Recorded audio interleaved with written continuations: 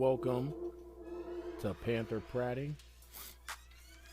Obviously, I figured this would be a great time to begin a podcast. Other than that, I've been paying attention to the program over the years. Obviously, I'm a huge fan, proud alumni. Got to revisit the school this year on our 15-year anniversary. We're going to the Sweet 16, and it couldn't have been a better time because ironically, this year we arguably have signed the number one prospect in the country. And give or take whose perspective, whose eye test we are perceiving this story by, it still appears that we may be looking at the number one player now coming to Wisconsin, Milwaukee. So to Patrick Baldwin Jr., your family, the coaching staff, Amanda Braun, and the entire Milwaukee Panther community, from administration to fans and coaches and former players, this is a huge grab for us. This is definitely a time for the school to be very, very, very proud. But as you know, there's work to be done. And I'm sure Patrick Baldwin Jr., as he said, there's going to be a lot on his shoulders. He's well aware of what's going to be his role leading the Panthers. And obviously, what anyone wants to do is get to the NCAA tournament. That's the dream of any basketball player, any young player wants to be able to get their team to the tournament. But first, it starts with obviously the conference. So with that being said, obviously the Horizon League, last year we saw the Panthers really put on a momentous comeback.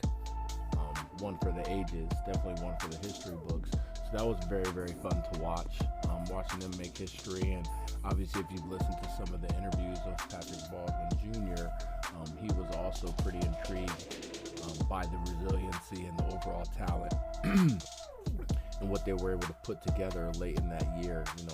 As it looks to be the run that they were able to make towards the end of the year. I think that says a lot with the momentum of the program moving forward.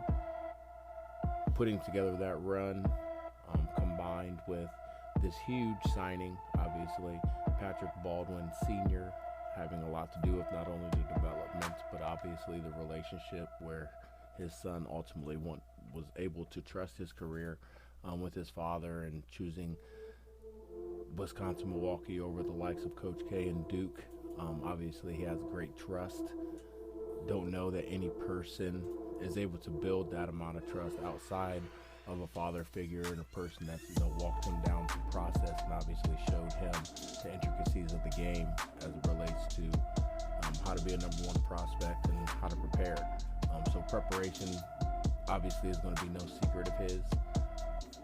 You can only imagine the type of tutelage and scout and film, and guy seems to be a very, very high IQ guy. Catching up with the Panther community, huge signing, huge time in the UWN family, adding this huge prospect, all-time top recruit, hands down, in the Horizon League. Hasn't been anybody to come to the Horizon League ever in the history of the conference to legitimately choose Wisconsin, Milwaukee, or a Butler, or UIC, or Detroit over a Duke. Obviously, I was a second-ranked prospect, but I was not recruited by the highest of the high majors, which would obviously be Duke. I think they're at the pinnacle. What basketball program, student athletic, academic success means to the NCAA. Coach K has done a marvelous job of maintaining that level of success and that level of accountability in his program as it relates to maintaining success year in and year out and being able to attract the top recruits there. So hats off to Coach K, but even more hats off to the Baldwins, the coaching staff, Wisconsin, Milwaukee, the community, everybody that was involved in selling our program and getting the word to Patrick Baldwin about the type of facilities we have, the type of town he's going to be able to come to, the type of teammates he's going to be playing with next year, and ultimately the coach who put this all together as it relates to the team, this kid's preparation and development. So I think the program seems to be in really, really good hands. So with that, have to say, let the Patrick Baldwin Jr. era begin.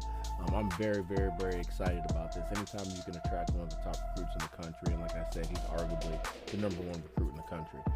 Give or take whose perspective the eye test is coming from.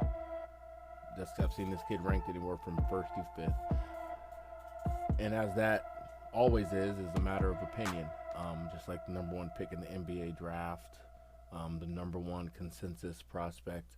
Typically, if you're a top 5 prospect coming out of high school, I mean, you're going to be really, really, really good. I do like his athleticism, the way he moves, his basketball IQ. He has the ability to develop, to create his own shot. And he's also able to manufacture a shot in a variety of ways off the bounce. So that's always good to see. Good passer. Like I said, good IQ guy, really swabby. So UWM, we're right back into the thick of things as it relates to being able to put together, one of these runs and having a player in the mix. But we still need 1 or 2 guys that need to step up. Obviously, you saw if we want to go anywhere deeper than the Sweet 16, you got to have 1 or 2 or 3 guys. Obviously, when we ran up against Illinois, Boo Davis hadn't yet come into his true form as of yet, and that didn't give us that third prolific scorer and/or a guy on the block that could score.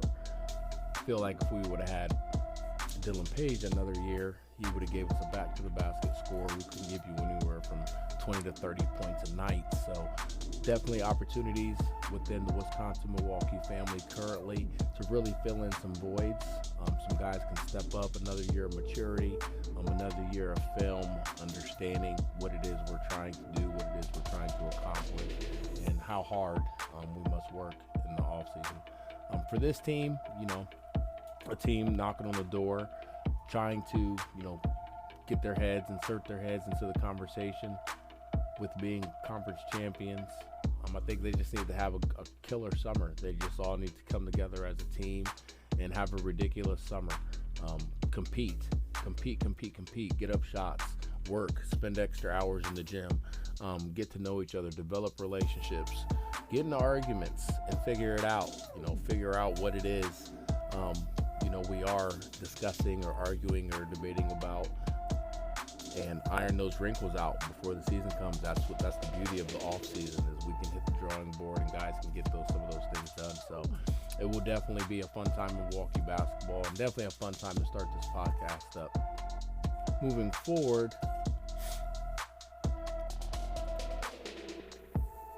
we do have to discuss my guy Chris Zill, and we'll get a little more into this in the next episode. This episode was just more introduction into, my podcast, All-American Panther Pratter. Anybody doesn't know what pratter means, it just means foolish, non-whimsical talk. Now I am a professor these days. I'm an adjunct faculty member. I teach psychology. I'm ended up going back to school, getting my master's in psych. So don't mind giving my perspective on these things as a former player and Panther alum, MKE family for life. So I don't mind inserting, my perspectives on the program and where things are headed. Usually I'm a pretty positive guy. If I don't have anything nice to say, I won't say it at all. You guys know how I get down.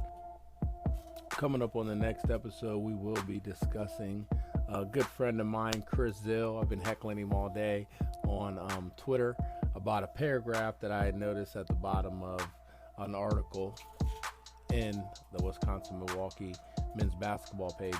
So I'll read this to you. Baldwin Jr. is the highest ranked recruit to ever sign with the Horizon League program, and as we discussed, yes, he is. He is the new king as it relates to big-time recruits coming in. No recruit's ever been chosen a Horizon League team over Duke. So that is huge. That is, hats off, and thank you. Thank you, Patrick Baldwin Jr. We appreciate you gracing us with your presence. Only other comparison stated in the article is Ray McCullum Jr. And that's where I was like, we got to pause, Chris. We're getting carried away. Who played at Detroit Mercy 2010 to 2013 for his father as his coach. McCullum was a consensus top 50 player in high school. Not bad at all. Not bad at all. I wasn't. and was ranked number 5 guard and the number 17 overall recruit in the nation by ESPN. We will have Chris on. We'll pry into his brain and get a little more of his perspective, as he's saying the only other comparison to PB23 would be Ray McCollum Jr. So, gotta disagree. There's also another kid named Brandon Cotton. He went directly to Michigan State. He had work. He had a lot of work. So Chris will have him on soon. And anyone else who has anything else you'd like to discuss, direction of the program, future recruits, what other pieces do we need moving forward? Feel free to comment anything you guys want. Make sure you guys subscribe, as it says up there in that corner. Make sure you guys subscribe. If you guys want to hear from any former coaches, players, etc., let me know. See what we can set up, see what schedules people have. This was all about Patrick Baldwin Jr. signing and committing to Wisconsin Milwaukee. Thank you. And Ed McCants, Professor Ed McCants, is signing off. You guys can find me on Instagram, All American Watch List on YouTube, Twitter, and the All American Watch List on Facebook. So feel free to jump on. I'll be going around the state of Ohio, checking out different high school games, events, mostly with the little kids, especially girls basketball right now. Culture is really building here in Ohio. So looking forward to getting out here and seeing and ranking some more kids, so stay tuned about that stuff too. Maybe you see some future Panthers coming up. Future Panthers. I'm out of here, you guys. Love you. Peace. Go MKE.